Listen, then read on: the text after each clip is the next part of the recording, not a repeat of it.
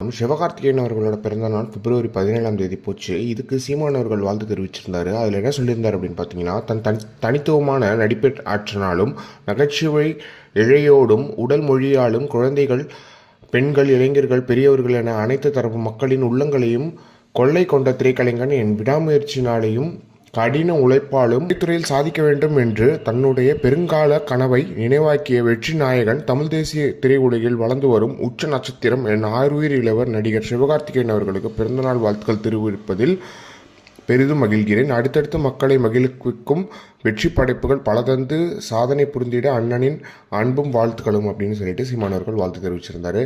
இதுக்கு சிவகார்த்திகேயன் அவர்கள் திருப்பி பதில் சொல்லியிருக்காரு. அதில் சொல்லும்போது என்ன சொல்லியிருந்தார் அப்படின்னு பார்த்தீங்கன்னா, உங்கள் அன்பிற்கும் வாழ்த்துக்களுக்கும் நெஞ்சார்ந்த நன்றிகள். தொடர்ந்து என்னுடைய படங்களுக்கும் நீங்கள் தரும் அன்பிற்கும் நன்றி அண்ணன் அப்படின்ற மாதிரி ஹார்ட்டின் போட்டு ரிப்ளை பண்ணியிருக்காரு. இதுதான் ஒரு அரசியல்வாதிக்கும் இப்போ சிவகார்த்திகேயன் அவர்களுக்கு இப்படி ஒரு வாழ்த்துக்களை ஸ்டாலின் தெரிவிச்சிருவாரா, இல்லைனா திருமாவளவர்கள் தெரிவிச்சிருவாங்களா அப்படின்றது தெரியல. நல்ல திரைப்படம் வந்துச்சு அப்படின்னா அதை முதல்ல வாழ்த்துறது சீமானவர்களாக தான் இருக்கும் அப்படின்றதுல எந்த ஒரு மாற்றமே கிடையாது.